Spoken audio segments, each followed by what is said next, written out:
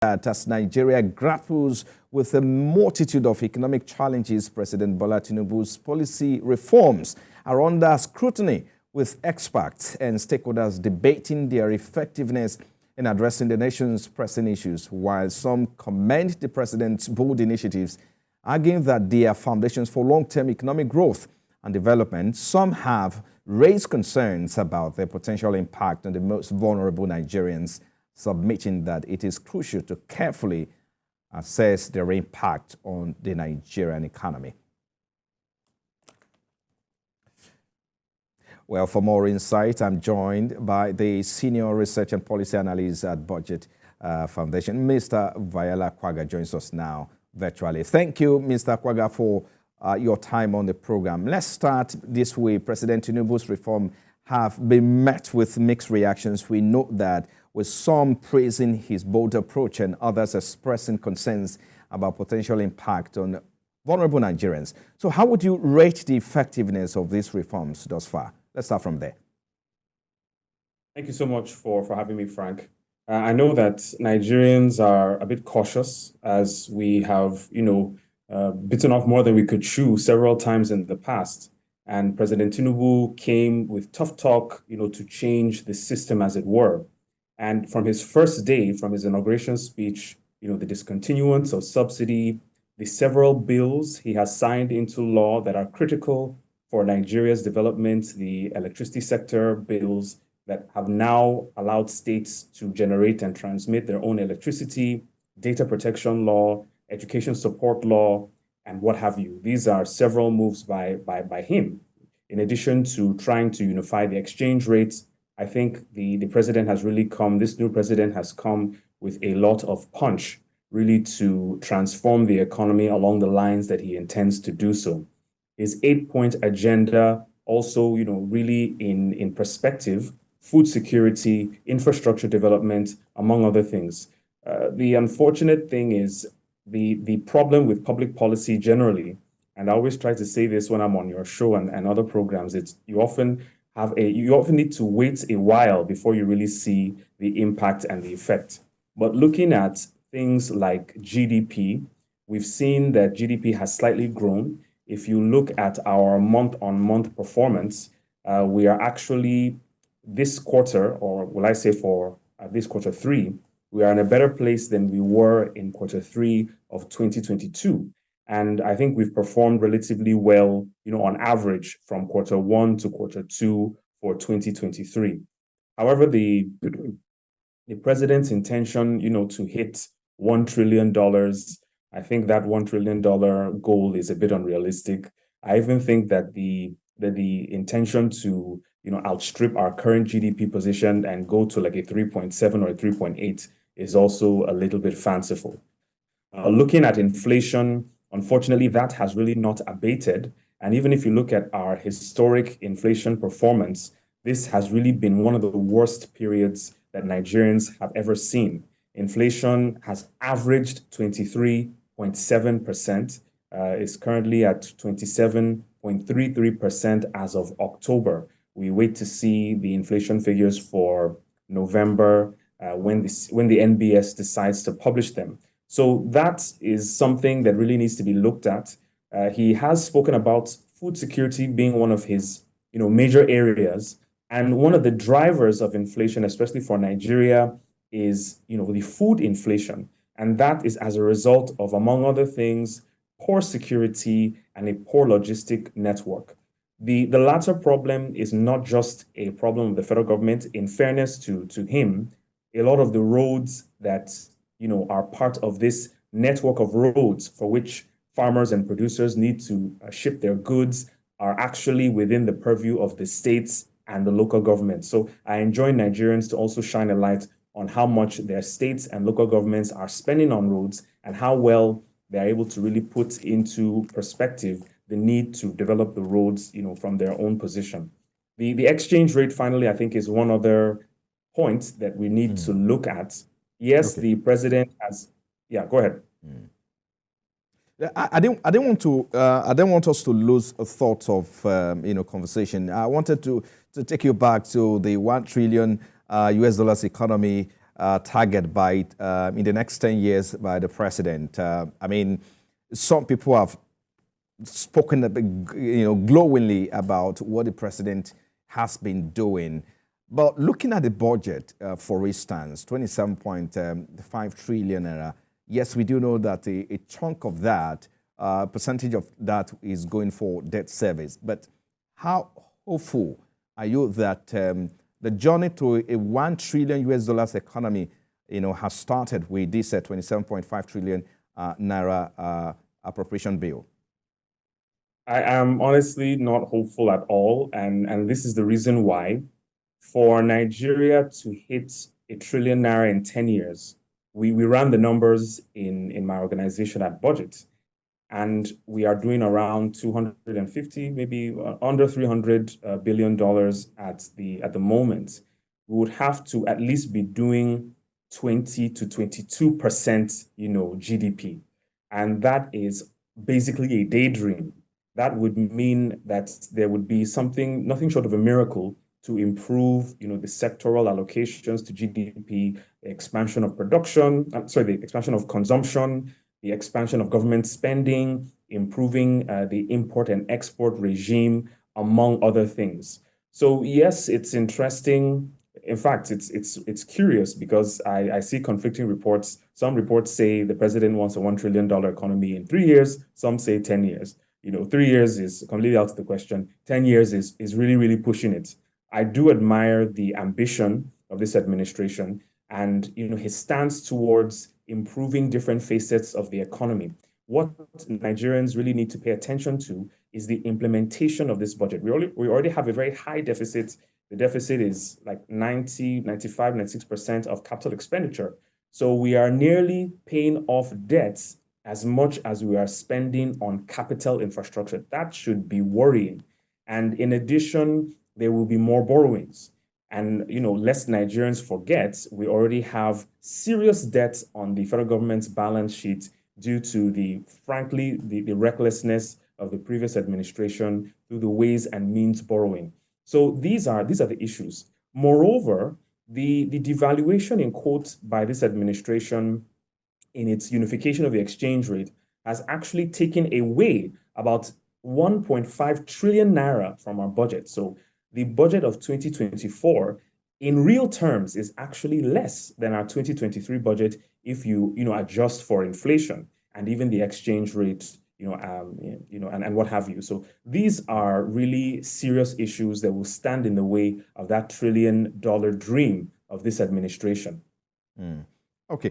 I mean, the 18% you talk about, the 3 years target you talk about, just wanted to quickly add that that's a tax to GDP ratio, which of course has been handed down to the Presidential Committee on Fiscal Reform and Tax Reforms and Policy, which of course the President has asked them to raise tax to GDP ratio to 18%. But by the way, let's talk more, some of the reforms. Let's touch more on some of them. Among the reforms by the president is the unification of the exchange rate. It's been more than 5 months since the announcement. How do you think this has impacted the forex market? I mean, it has impacted the forex market in the sense that the margins are somewhat around the size that they were about a year ago. There was about a 350 to 400 naira margin between the previous official rates and the black market rates, for a greater part of 2023. So the parallel rate is basically running far ahead of the official market rate. And this is really a problem of a lack of productivity of our economy. Because we are not selling enough of what the world needs, we will consistently have this problem. Added to that is the backlog that this current CBN governor is doing his best to sort of take down by issuing out and paying back, all of those arrears. It's a very, very noble effort, but it needs to be backed by an improvement in our oil production first. Now, why I start with oil production is prior to 2015, the NNPC was bringing in about $3 billion. And I mean, with that amount of money, it would be unheard of to expect to see, any form of arrears, for payments in any way. But over time, that proactiveness, that efficiency by the NNPC really has stalled, and they are bringing in less and less. Of course, they're also spending on subsidy. So I guess now that subsidy has been discontinued, the NNPC really does need to put, its money where its mouth is. Mele Kolokiari has been reappointed as the GMD. The president really needs to be on his case to improve oil production and export generally, and that value chain of the government. Gas also needs to be a greater part of our conversation. The world is really trying to move towards more sustainable fuels, and I think gas is really one that Nigeria can exploit. Then moving to the non-oil taxes and revenues, there needs to be a shift, really a fundamental shift away from customs revenue and even VAT. Now, you might find this statement interesting because customs revenue and VAT, to a large extent, have actually been doing a bit better. They've been improving in terms of their total share of their total addition to Nigeria's revenue. And of course, the electronic money transfer levies, the independent revenues have not really been doing as well as they should. But it's on record that states that are struggling, developing countries, tend to emphasize more on these customs revenues and VATs, and maybe even corporate income tax, because it's easier to collect. But the sophistication of a state is shown in how it collects personal income tax. And that should be a move to bring the informal economy, closer to the formal economy. And that would also entail an improvement in the tax administration and tax structure, which the president, again, has been doing relatively well in by putting together the Presidential Committee on Fiscal Reforms. So we expect Mr. Oyedele to at least make his current findings public and really drive down that number of taxes down to single digits. I really wish him the best because it will involve lots of negotiations with states and local governments and a fundamental reorganization of the tax architecture between the states, the federal, and the local government. Just to add that, it's out there already that the Presidential Committee on Tax Reforms, they've made their presentation or report. They presented their report to the president, and part of that report is that they have to harmonize different taxes collected and drive it down to around 10. I think that's the information out there. Just quickly want us to, but let's go back to the question I asked you earlier about whether the exchange rate, which has been floated in about 5 months ago, whether it's impacting the market. But there's something the IMF is recommending and asking the CBN to step back and allow the commercial banks to decide what happens in the market. So I want to ask you, do you see this as a good recommendation? Because the intention of the government really is to eliminate black markets and other markets, and then we have a single rate. I mean, it's next to impossible to eliminate the black markets. Even from a governance perspective, things like smuggling can never be completely eradicated. They can be driven down considerably, but they cannot be eliminated. I understand that the IMF would want Nigeria to float its exchange rates and allow it to really be determined more by market forces.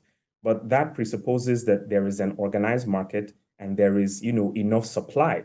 And, there are no barriers to entry. There is complete information. These are recommendations that presuppose the economy functions in a particular way. Economists are very fond of saying all things being equal. Well, all things are not equal in Nigeria. They are far from equal. And the problem with supply, like I mentioned earlier, is that Nigeria really has not been able to improve its productivity and improve its export. What can we produce? What do we have already that the world wants and that we can sell? So we really need to look into that question and ensure that every single aspect of the value chain, whether it be the road network, whether it be finance for small and medium enterprises or even large corporations, whether it be energy, whether it be port infrastructure, whether it be customs infrastructure, whether it be, standards organization and their role in inspection, whether it be the number of government officials at the ports, we really need to ask ourselves, how can we make this process as seamless as possible and ensure that Nigerians that want to export can do so easily, can do so efficiently, can do so effectively? That's really the question. And then, of course, ramping up the oil production and oil export. We should be doing at least 2.1 million barrels per day. So what can the government do to bring more players into that equation and stop the leakages and end, pipeline vandalization, among other things. The president has, earmarked a considerable portion of this 2024 budget to security. A lot of that needs to go to ending the problems, in terms of oil production. But I will say that, just by the way, that I know Taiwo Idile is at like a second milestone, and I know that there are findings he hasn't made public yet, and I'm kind of interested in some of those findings. From the monetary perspective, I believe the CBN has a role to play in these reforms. And looking at the 2024 appropriation bill of 27.5 trillion, what specific areas do you believe required further attention? I mean, it's interesting you asked that question. The problem with the money supply, I think, is one that the central bank really needs to look at closely. And Nigeria needs to go away from a cash-based economy and move more towards a cashless economy. I mean, it was in the news the other day that Musiliu Obanikoro was, said in evidence that they airlifted like 20 billion naira, for a particular gubernatorial aspirant. And I mean, that is crazy. Like, why should one person have to move that much cash around? And this really speaks to the broader question around the architecture and the infrastructure related to, cashless or the cashless policy of the central bank. Lamido Sanusi, while he was CBN governor, was really pushing for reforms at his level. And he, ended up doing a lot.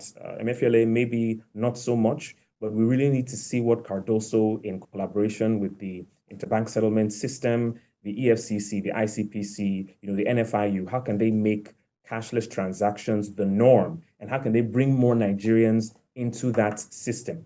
And that would work. I suspect that might do something about the money supply, which, interestingly jumped by 10 trillion between June and August of this year. And it would really be interesting to know why that happened and, what that means for bringing down this money supply, because it's one of the drivers to at least monetarists of inflation. I think another issue that the central bank can really look at and that civil society and researchers really need to begin to consider is the central bank's role in reserve management. Now, I think reserve management is perhaps one of the unspoken aspects of the central bank that really needs much more attention. So external reserves is not money held by individuals, but assets publicly held by the federal government, in overseas fashion. So we're talking about gold bullion, we're talking about balances at any bank, abroad, we're talking about treasury bills having a certain maturity, we're talking about securities held, as part of Nigeria belonging to special economic communities. We're talking about Nigeria's gold tranche. And it is the management of these reserves that can even bring additional foreign exchange into the economy. And they will also signal, the proper management of Nigeria's external reserves in whatever form will be a signal to the international community that Nigeria has attained a level of sophistication. And you can come and buy our securities, you can buy our treasury bills, the same way we buy or purchase Euro bonds. But that also has to do with managing the legal, the political environment in the country, that investors or potential investors will see Nigeria as a viable point, for them to hitch their money and their hopes on. Okay. Let me take you back to the tax reforms that we talked about, championed by the Presidential Committee on Fiscal Policy. From the report presented by the committee, taxes have now been harmonized into 10, and perhaps this is good news for businesses, especially SMEs. So how is this likely to stimulate growth and business investment going forward? The idea is for a producer to be able to produce his or her goods in such a way that is cheap, that is effective, and that gives them, a proper or appropriate return. And the government's role is to regulate that process and take a share of the person's profits or earnings, because the government is providing, various services to ensure that that business person can even make that money. However, in times past, we've seen the government at various levels being unable to really cohere and provide an orderly system for businesses to practice, for businesses to invest and to produce efficiently and effectively. The harmonization of these taxes will mean that Nigerian businesses have, at the very most, 9 particular taxes that they are paying, and not for at the state level and upwards of 20, and the arbitrariness that goes along with that. So what this will do is it will bring certainty, it will bring order, and this can potentially not only stimulate existing businesses, but with people seeing that the government is serious about the way it regulates, handles the economy, and collects revenue, there will be more and more people interested, both Nigerians and foreigners, more and more people interested in bringing their money into the country, in setting up businesses, in hiring people, in producing, and in exporting. And in that way, the revenues of the government are actually increased because they'll collect more in taxes. And even the prosperity of Nigerians will also improve because you'll have more and more people with something to do. You'll have them, making money, and that's how you improve, the quality of life in general. Okay. Just before I allow you to go, you talk about the fact that, yes, these reforms, fantastic. And we expect that they should impact on the economy generally. So give us your outlook or your final take on some of these reforms. You said some are for long term. So how soon do you think we can begin to see them? And what areas of these reforms we need to start adjusting if need be? So the spending, the budget as a fiscal reform itself is something that we can only wait to see by, say, mid next year. By then we would have done 2 quarters of implementation. So then we'd see how well capital expenditure has been implemented. I know that Tinubu has some substantial infrastructure he wants to put in place. A lot of it that was commenced by the previous administration. And, Nigerians always have to remember that the Buhari administration did, credibly well in terms of providing infrastructure that was not there before. For the GDP reforms, we really need to see improvement in security. States and the federal government need to do better in terms of road infrastructure. The Minister for Works, Dave Umahi, has a very ambitious plan to, convert most of our roads to cement, which he claims is cheaper and might be more durable. So we really need to see more of that and unpack that whole, ecosystem and, make sure that he's on his toes and that these roads are built and they are built to last. Also, the reforms, at least from a monetary perspective on inflation, we really need to see a better handling of, the Nigerian external sector, of the real sector, by the central bank. And would love to see a return of the central bank to its traditional role and less of the interventionist policies that we saw during Emefiele's time. And basically that's it. The current President Tinubu, has signed several bills, that can improve the economy and people's livelihoods in some way. There are several more bills at his table, ranging from health, to education, to security, and hopefully with this National Assembly that seems proactive, at least to take the president, quite seriously. We'd love to see more of that. Finally, I'd like to end by asking Nigerians to really pay attention to the role of the National Assembly in providing the oversight function on the implementation of the budget. Yes, the Budget Office of the Federation is mandated to monitor and evaluate the public projects, but the National Assembly is key in scrutinizing those projects and ensuring that they are going on as they should, and in some sense, a value for money. The Auditor General, however, of the Federation does need to have, his act reviewed and him given far more powers, far more leeway and leverage to audit Nigeria's fiscal profile, much more speedily. And there must be legislation in place to insist that this audit be done in not less than 2 months after the end of the fiscal year. All right. Senior Research and Policy Analyst at Budget, Mr. Vayala Kwaga, thank you for your time on Business Nigeria. As always, thank you for having me.